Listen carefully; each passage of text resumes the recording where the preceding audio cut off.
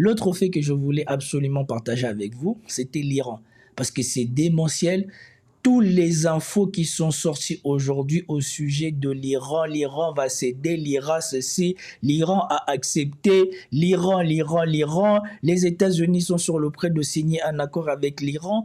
Tout a été fait aujourd'hui autour de ça pour dire que voilà, l'Iran va quasiment capituler parce que les États-Unis ont décidé de demander à l'Iran d'accepter l'offre des Américains qui est l'ouverture du détroit d'Ormuz sans condition, sans payage, sans machin, sans nini. Là, j'essaie de remonter pour vous montrer qu'est-ce qu'on nous a annoncé hier.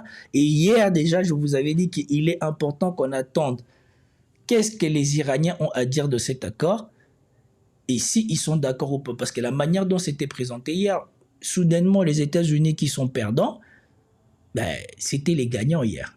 Et regardez ce qu'ils nous ont diffusé hier avant de voir qu'est-ce que l'Iran a dit. Et vous allez voir qu'une fois de plus, nous avons un profond dissonance entre ce qu'ont dit les Américains, leur relais, les médias occidentaux, et ce qu'a dit le seul consultant journaliste iranien des propos des Iraniens eux-mêmes. Donc on écoute ce qu'ils nous ont raconté hier, qui était la victoire de l'Iran. Oui, et pour le moment, on va prendre cette information avec prudence et attendre bien évidemment une officialisation de la nouvelle. Mais vous l'avez dit, le média Axios sort cette information, un média spécialisé, très bon pour quand il s'agit des relations diplomatiques et des informations qui émanent de la Maison-Blanche. À l'instant, cette information d'ailleurs est confirmée par le pool de la Maison-Blanche, c'est-à-dire les journalistes qui suivent au plus près l'activité du président des États-Unis. Information que je vous livre, les États-Unis et l'Iran seraient donc parvenus à un protocole d'accord qui n'attendrait plus que la signature de Donald Trump, donc un protocole d'accord, mais pas encore de signature officielle de la part de Donald Trump, un protocole qui aurait de l'autre côté été déjà validé par les dirigeants iraniens, avec pour contenu la réouverture d'ici 30 jours du détroit d'Ormuz après le déminage préalable par les Iraniens, la levée dans le même temps du blocus naval américain sur l'Iran, levée progressive, et puis une déclaration de la part des Iraniens considérant le renoncement à l'arme nucléaire avant l'ouverture d'une fenêtre de négociation sur la remise des stocks d'uranium enrichi et sur les capacités d'enrichissement de l'Iran. Alors, va-t-on vers une officialisation de ces informations dans le courant de la journée ? Attention, parce que les échos d'un accord avaient déjà vu le jour dimanche dernier et ces échos avaient ensuite été douchés. Il n'y a, et c'est important de le dire, pas pour le moment d'apparition publique prévue à l'agenda du président des États-Unis, mais on sait que ça peut changer et on sait aussi qu'il communique souvent sur son réseau social par message sur Internet. Bien sûr. Et donc hier, c'était la fête. L'Iran va accepter, l'Iran va donner aux Américains son uranium, l'Iran va faire ceci, l'Iran va faire cela, l'Iran. Et on a eu justement ce matin le relais de Pete Hegseth. Lui, il est revenu. Le premier Pete Hegseth, il est revenu. Regardez ce qu'il est venu dire. Et déjà, regardez. Hier encore, c'était qui? C'était le secrétaire au Trésor qui dit quoi? Nous n'avons pas changé de régime en Iran, mais le régime a changé. Regardez-moi les tournures qu'ils se donnent à eux-mêmes pour essayer justement de se donner de la contenance, comme quoi ils auraient réussi à faire quelque chose en Iran. Mais on est en train d'avancer. Il y a 12 heures justement, voilà, on nous parle encore de ce protocole d'accord. Voilà ce que prévoit le cadre. Une extension du cessez-le-feu de 60 jours. Voilà ce que prévoit le cadre d'accord en cours de négociation entre les États-Unis et l'Iran. Un protocole d'accord qui, pour l'instant, n'a pas été validé par Donald Trump. À la descente de son avion, le vice-président se montre optimiste. Il est difficile de dire exactement quand, voire même si le président signera le protocole d'accord. Nous négocions encore quelques points de formulation. Nous n'y sommes pas encore, mais nous sommes très proches. Un accord dont l'un des principaux points est l'engagement de l'Iran à stopper sa volonté de se doter de la bombe atomique. Même si la question du nucléaire de manière générale, elle, n'est pas abordée. Quant au détroit d'Ormuz, les termes sont clairs, l'accès doit être illimité, aucun péage ne sera toléré. Les Américains menacent même de s'en prendre à Oman en cas de coopération avec Téhéran pour son contrôle. J'ai dit à l'ambassadeur d'Oman que c'était hors de question et qu'il ne voulait pas risquer de voir des ressortissants ou des institutions financières omanaises sanctionnées. Les Américains s'engagent, eux, à lever le blocus des ports iraniens et à suspendre une partie des sanctions qui pèsent sur Téhéran. Les Iraniens tentent, eux, d'obtenir le déblocage de 24 milliards de dollars d'avoirs gelés à l'étranger. Franchement, quand j'ai entendu ce truc-là, on aurait dit qu'ils présentent les Iraniens comme des mendiants. Donc, ils vont accepter. Tout c'est pourquoi ils sont battus. Tout c'est pourquoi ils sont considérés comme victorieux des Américains. Ils vont les donner aux Américains. Alors que les bombardements américains ont coûté des milliards et des milliards, comme dit Trump, nous avons oblitéré leur pays, ça leur prendra 25 ans pour reconstruire, pour 24 milliards. Ils considèrent les Iraniens comme des crèves la dalle. On les a bombardés, maintenant ils vont prendre 24 milliards, ils vont arrêter leurs conneries.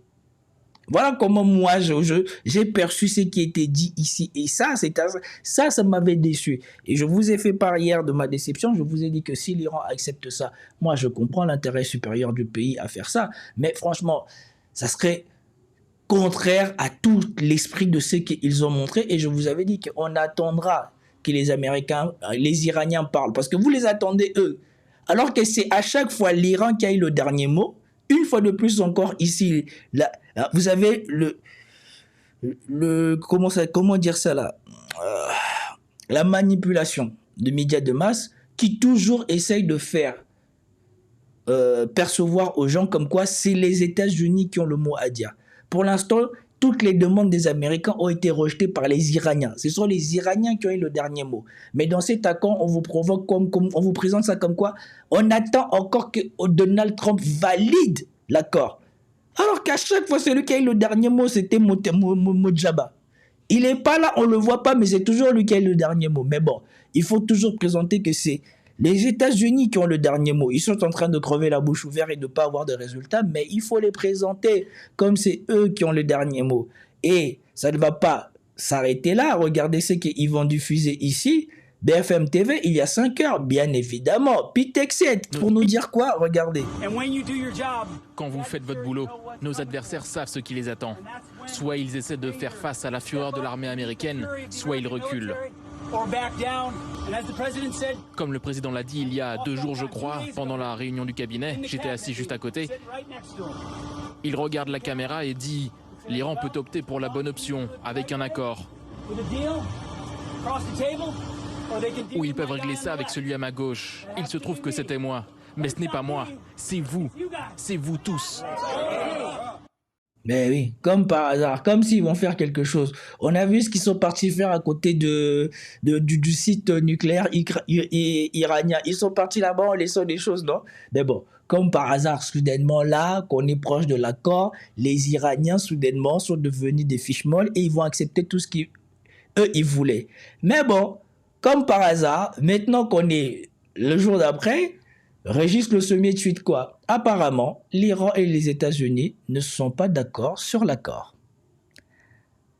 Iran publish a point-by-point rebuttal of Trump through social post. Donc les Iraniens ont répondu. Et apparemment, les choses ne se passent plus comme prévu. Et comme par hasard, hier, toute la journée, quand ils étaient en train de diffuser les images de Trump, ils n'ont pas consulté Chavoy Ghazi. On aurait dit que Chavoy Ghazi, il était introuvable hier. Et aujourd'hui, quand il réapparaît, comme toujours, peut-être que c'est à cause de ça qu'ils ne l'ont pas consulté, ils voulaient faire l'effet d'annonce, faire mousser que les États-Unis vont enfin faire capituler les Iraniens. Et écoutez maintenant la vérité des Iraniens. Et franchement, c'est là que je me dis, tant que on n'a pas la version des Iraniens, c'est plus la peine d'écouter les Occidentaux, ce qu'ils racontent. Surtout dans ce conflit. Écoutez, ce sont plutôt des vœux pieux, si je puis le dire. La principale information, c'est la levée de la fin du blocus américain contre les ports iraniens, qui a été annoncé par Donald Trump, avant même l'entrée en vigueur du protocole d'accord, la signature de ce protocole d'accord, ce qui est important. Sur le reste... Première concession, c'est que les Américains vont lever leur blocus avant même qu'on ait signé le protocole d'accord. c'est que les Américains avaient proposé d'ouvrir le détroit d'Ormuz et les Américains, en faisant le malin, je ne sais pas c'est quel crétin qui avait dit à Donald Trump d'aller faire le blocus de blocus et qui leur a coûté là où ils en sont. Et ils ont voulu passer dans le détroit, ils se sont fait tirer dessus et ils ont compris que même en ripostant, l'Iran n'a pas voulu leur laisser avoir le dernier mot.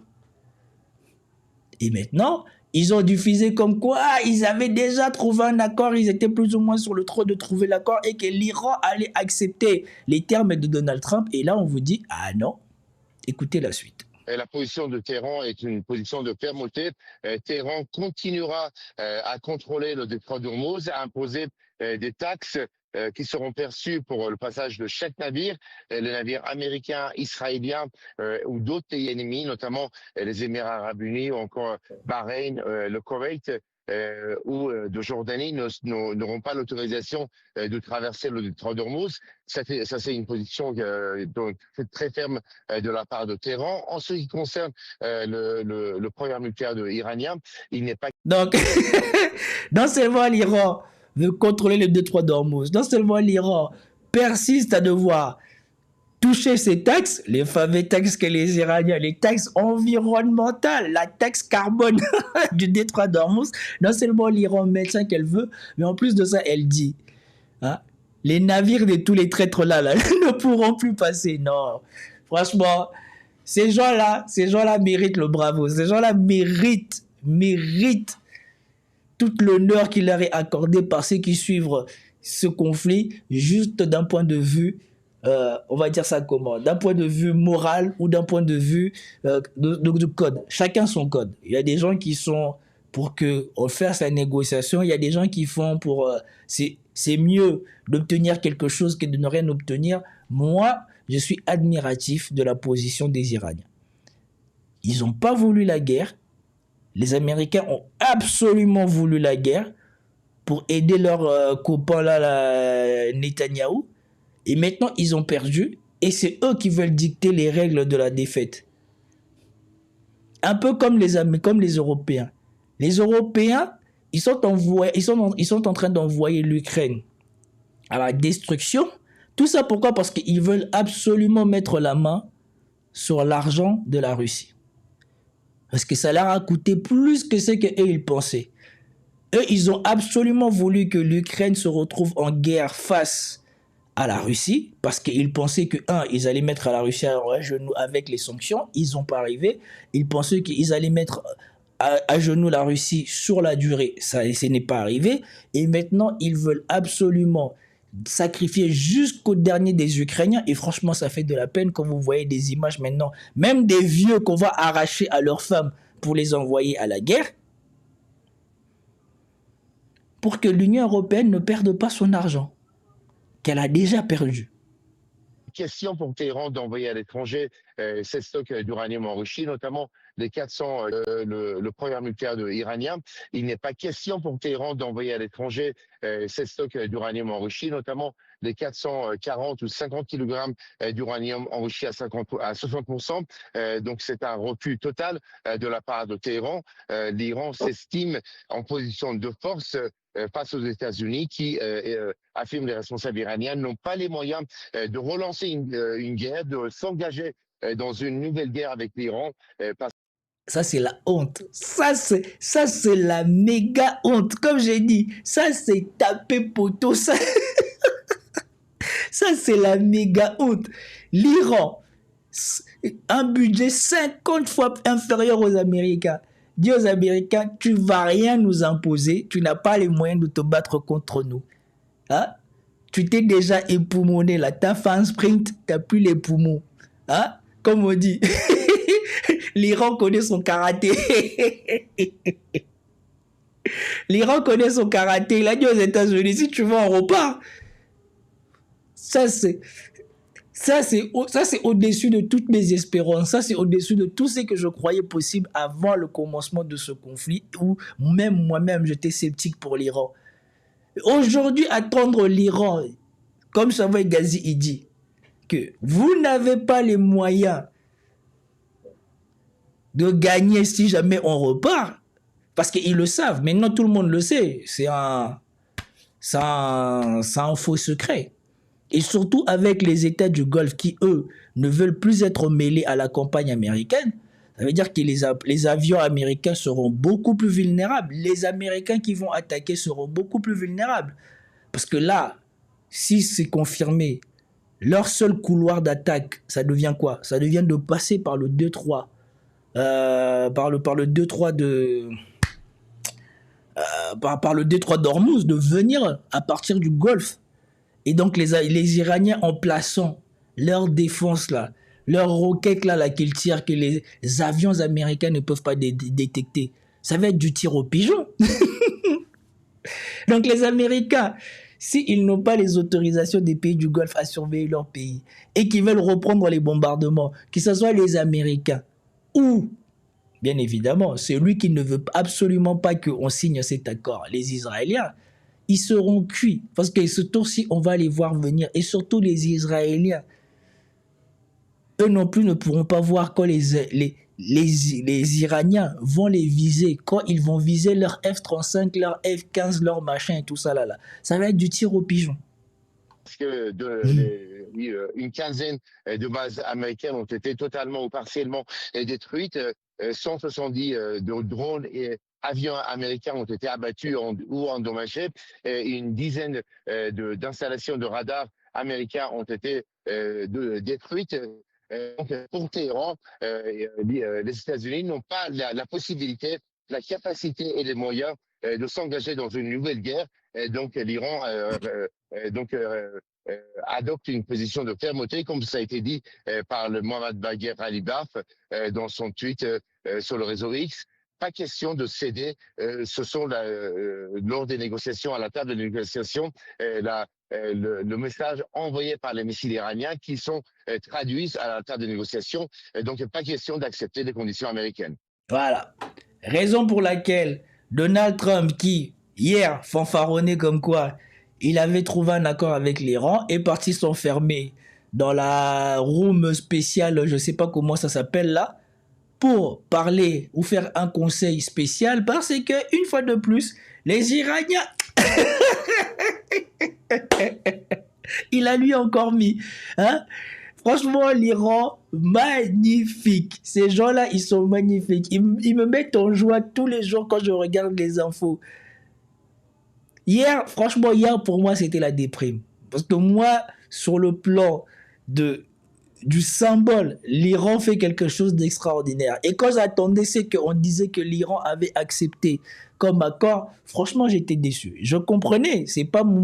Je suis pas iranien. Et je comprends que même si c'était dans mon pays, l'intérêt supérieur de l'État dépasse largement les préoccupations des citoyens. Mais franchement, accepter, se battre, voilà la situation de Rome, accepter, se battre, ne pas céder, montrer aux Américains, les mettre dans cet état-là, les mettre dans l'incapacité d'avoir l'avantage stratégique qu'ils ont eu quand ils vous ont attaqué la première fois par surprise et leur dire que voilà, ce tour-ci, on est prêt, on vous attend. Non, c'est chaud. Les Iraniens, ils ont fait un boulot. Ils ont fait un travail. Ils ont montré que les États-Unis, tout ce qu'on raconte sur eux, hein, on ne va pas se tromper. Idriss Aberkam l'a déjà dit.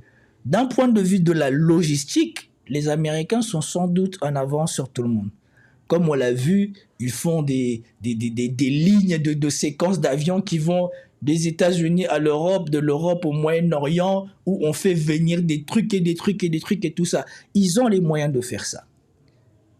Peut-être que leur génie, c'est juste la logistique. Et que les Iraniens ont compris ça et ont détruit toute possibilité de mettre une logistique efficace, comme on l'a vu. La première chose qu'ils ont détruit, ce sont les radars et la base au Bahreïn qui permettait justement au porte-avions de pouvoir se ravitailler, tout ça là. Ils ont détruit ça, ils ont visé le porte-avions, il est parti à Diego Garcia, il n'est jamais revenu. Et maintenant, ils leur disent, si vous voulez qu'on reprenne la séquence, c'est quand vous voulez. Nous, on sait que vous avez moins de missiles intercepteurs, moins de missiles pour attaquer, moins de radars pour savoir qu'est-ce qu'on va vous faire. On peut remettre ça quand vous voulez. Sans doute que vous allez nous bombarder, on ne pourra pas tout anticiper. Mais vous non plus. Déjà que la première fois, vous n'avez pas pu tout anticiper, mais ce tour-ci, ça sera encore pire. Mais vous non plus.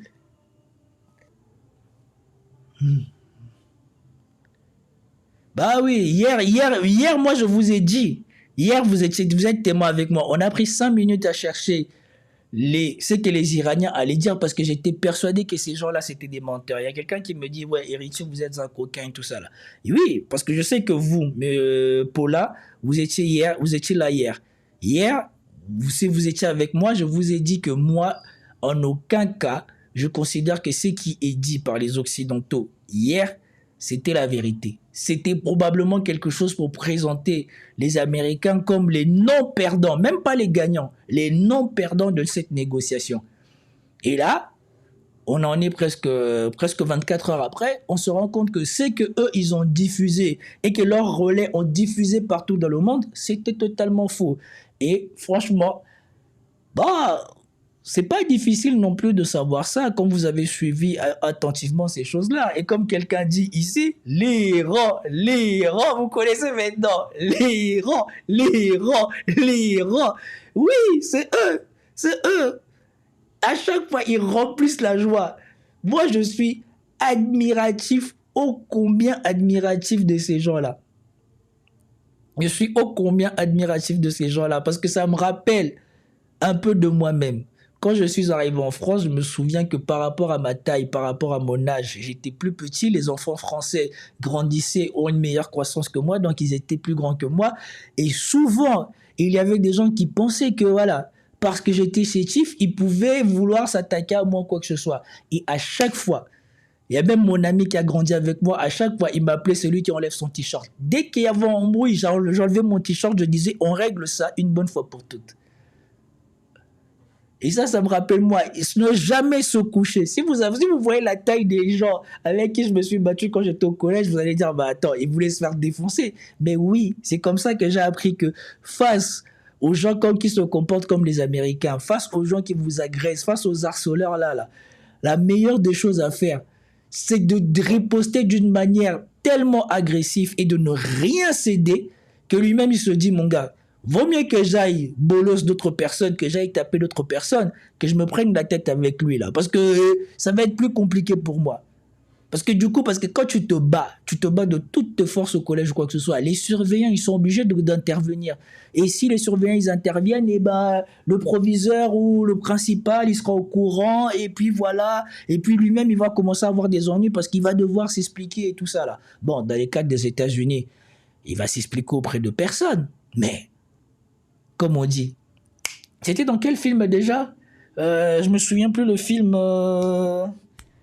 Je me souviens plus c'est quel film là où on avait dit un Dieu. Voilà, il y avait quelqu'un qu'on le comparait à Dieu. On a dit si Dieu il saigne, ça y est, c'est fini. Et c'est aussi le cas dans Iron Man. Iron Man le 2. Le Iron Man 2. Quand l'acteur américain là. J'ai oublié comment il s'appelle, Urk, il défonce Iron Man sur le Grand Prix de Monaco. Qu'est-ce qu'il lui dit ? Iron Man lui casse la gueule. Qu'est-ce qu'il lui dit ? T'as perdu. Les gens t'ont vu saigner et c'est fini. Tous les requins vont sortir de l'eau. Et c'est ça qui se passe pour les Américains. T'as perdu. Tous les pays du monde t'ont vu incapable de me battre. Donc, les autres, maintenant, ils vont se préparer pour l'affrontement. Tout le monde va se préparer pour l'affrontement contre les Américains parce qu'ils ont vu de leurs yeux les Américains mettre non pas les moyens d'une campagne, mais les moyens de 3 années. 3 années de stock. Ils ont tiré 3 années de stock, ils sont arrivés à rien. Donc maintenant, à part le Venezuela qui s'est couché comme une crêpe, tous les autres pays du monde, surtout les pays du Sud, qui ont un peu les moyens et surtout qui ont une profondeur stratégique ou qui ont un relief stratégique, ils n'auront plus peur des Américains. Nous avons vu en Afghanistan. Même les Russes aussi s'étaient cassés la gueule. C'est pour cela que Poutine il leur avait dit, n'allez pas là-bas. Ils n'ont pas voulu écouter. Et aujourd'hui, c'est l'humiliation. Énième traité de Trump qui n'arrive à nulle part. Et surtout, nous commençons à rentrer dans une phase critique parce qu'on approche les 90 jours. Passé les 90 jours, les réserves stratégiques, y compris des Américains, vont être commencées à bien entamer. Et là, le baril du pétrole va vraiment décoller. Et là, Trump, déjà que là, il semble faire le malin, mais là, il sera dans l'impossibilité de réclamer quoi que ce soit à l'Union européenne, à l'Iran. Et c'est pour cela peut-être qu'aussi il est pressé de boucler cette affaire avant que le pire n'arrive. En tout cas, je vous remercie d'avoir passé ces 52 minutes avec moi. Je vous ai dit qu'on allait essayer de faire bref. Je voulais juste parler de ces désinformations-là parce que j'ai vu trop d'informations paraître et je me suis dit, si je laisse ça passer, ça deviendra tellement énorme là, pour le prochain live que je voudrais faire avec vous que ça me prendrait beaucoup de temps. Donc, je vous remercie pour votre présence, pour ceux qui arrivent tard. Regardez le replay et tout ça. Moi, je vous souhaite à tous un excellent début de week-end à tous et je vous verrai le plus tôt possible dès qu'on aura des informations assez croustillantes pour faire un live. Bon week-end.